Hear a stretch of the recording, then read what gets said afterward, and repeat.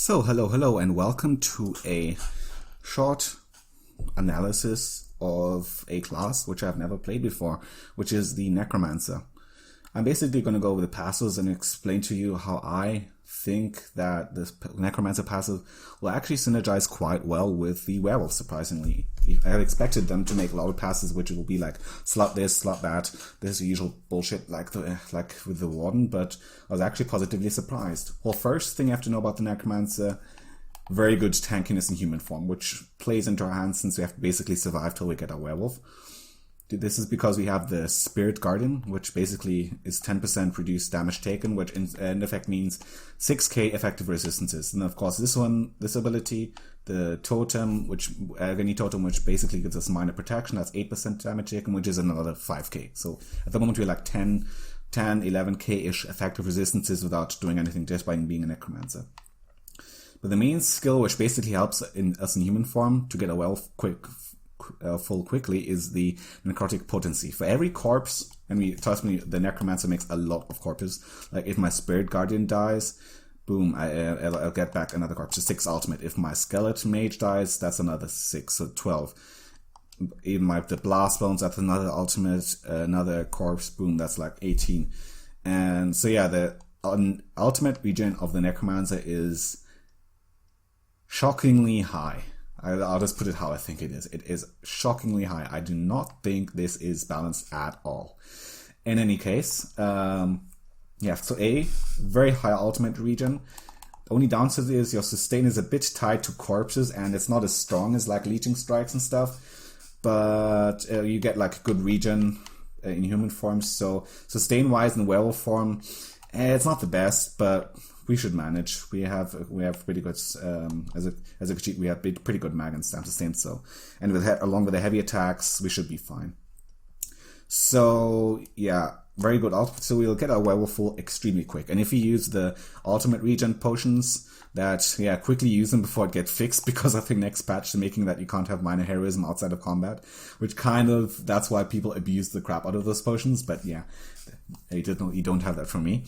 In any case, high ultimate regen. Then in the Gravelord skill line, we have a few passes. Reusable parts doesn't really affect us. It's only that when our Blastons dies, the next thing we summon will basically have only half the cost. That's nice in human form, useless in werewolf form. This is also only effective when we're in werewolf form. Plus, we're not really that much damage centered in human form. It's only like basically keep them occupied until you get your werewolf full. So nice, but somewhat useless for this our setup. Dismember, also it's only when a Gravelord ability is active, Gravelord, so you can basically summon an archer. You'll get it maybe for the first 16 seconds of being in werewolf form, but that's about it. Nice, but yeah, well, a bit meh. This is the ability which could boost our damage in werewolf form, the Rapid Rot, which basically means that our bleeds, the Werewolf Berserker bleeds and the Claws of Anguish, they will do 15% more damage. That is incredible. So that's a good passive of that skill tree. Also like having the Pestle and Colossus, but if you want to go safe, well, the build is still basically in the making. I'm kind of getting on my passes on this on the NA server. But if you want to have like a bit of a oh shit backup ultimate when you're like getting swarmed by people, Ravenous Goliath is a very good way of basically saying F you for 20 seconds if they try to zerg you down. So yeah, that's also pretty nice. And yeah, anyway, Bone Tyrant. We have a few good abilities here, which I think will be good for werewolf form. Force and necrotic potency. You can go like into any cave, even if there are undead in charge at your werewolf in like lightning speed.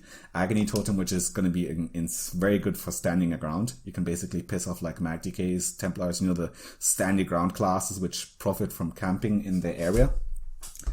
But yeah, and well, Ghostly Embrace, I use it as a tank, but that's about it. Anyway, but when we are in werewolf form, useless passive, it's only when you have it slotted again.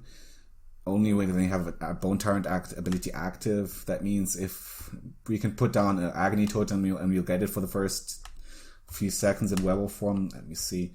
That is, yeah, for the first 11 seconds, but yeah, after that it'll drop off immediately, so that's kind of useless. The Last Gasp is very nice. It means extra health. Not as strong as the Warden, with its not minor heroism. The health buff from the Warden. But it's actually nice because 1.2k more health will basically mean that in PvP, our heals will be also a bit stronger since the werewolf heals scales of max health. here we have, basically our main defense ability. I would recommend summoning this Spirit Guardian before you go into Werewolf form, so that for the first few seconds you take very low damage.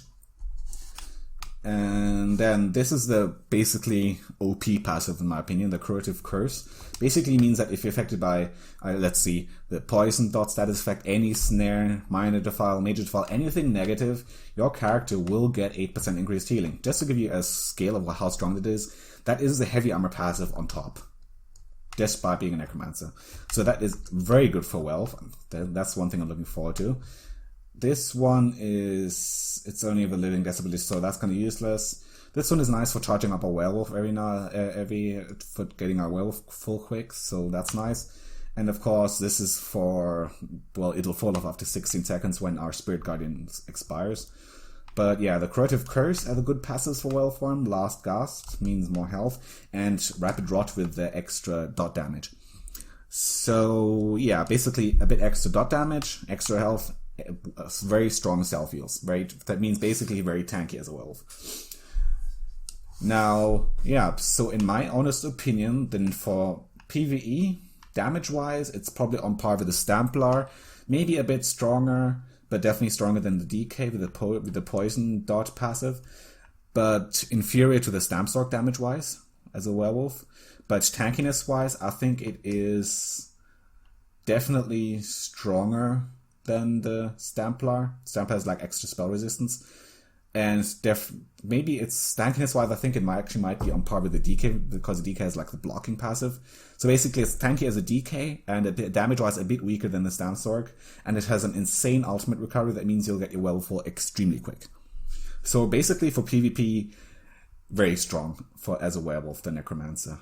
For PvE, you'll probably pull higher DPS parses with the Stampstork, but yeah. It's not going to be that much, because 15% extra dot damage, that's quite substantial. That's not to be sniffed at. So yeah, I'm definitely going to enjoy playing my necro werewolf in PvP as soon as I get all the things I need.